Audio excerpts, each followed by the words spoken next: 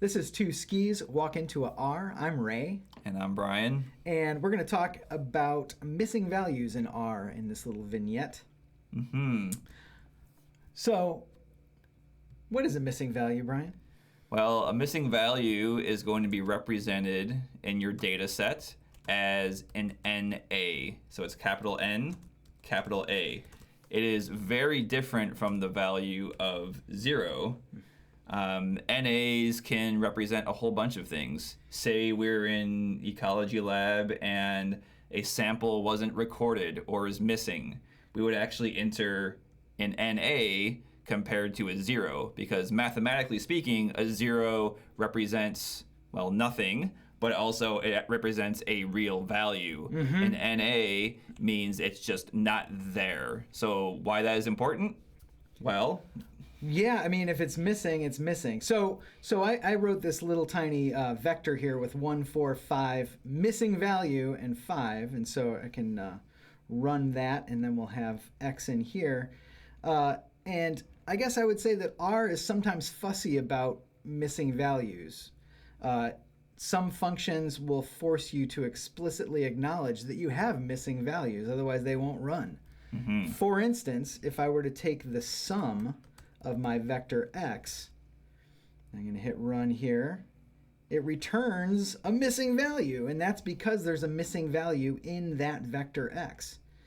So we can fix this, though. Yep, we can fix this by explicitly telling R what to do with our NA values. Right, it's this na.rm equals... And the RM means remove. It's an abbreviation. Right. So if I tell it to make that true, it's going to remove the missing values before completing the sum. So let's try that. And there it works. The sum of the values that are there are 15. So that's cool. Should I show them the data set that I got in here? Let's just run with the mean really quickly. Oh, sure. Yeah, you bet. So mean of x, that's not going to work, is it? No, because we have the NA in that vector. Right. So if we do na.rm equals true, and we take the mean, we're going to take that value. Now, it's very important to note also here that as we take the mean, we're adding all the values together and dividing it by the number of instances. But when we have the NA remove, we're actually not counting that instance. So it will take the values of the mean of the data sans the NA completely across the board. Gotcha. Cool. When you look at your data frames, which is the context in which you'll usually deal with this, this is like an old greenhouse data frame, and if I scoot over here, I can see that, look at this. I've got lots of below ground weights, but one of those above ground weights is missing. And if you import a data set with just no value in that cell, it comes in as NA, which is good and appropriate.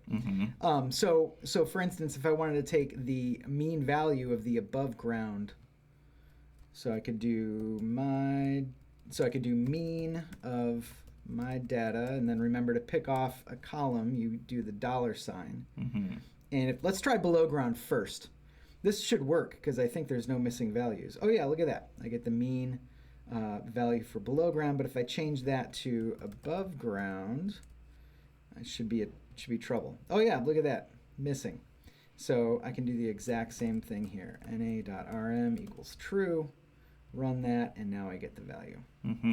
Cool. And just one other note, as we covered previously when we explored our data frames, if you take one of those exploration functions like summary and you look at your overall data frame, it will actually show that there will be NA values inside of the columns that have the NA values. Like this? Just like this. Oh, I didn't mean to hit return. I meant to hit run.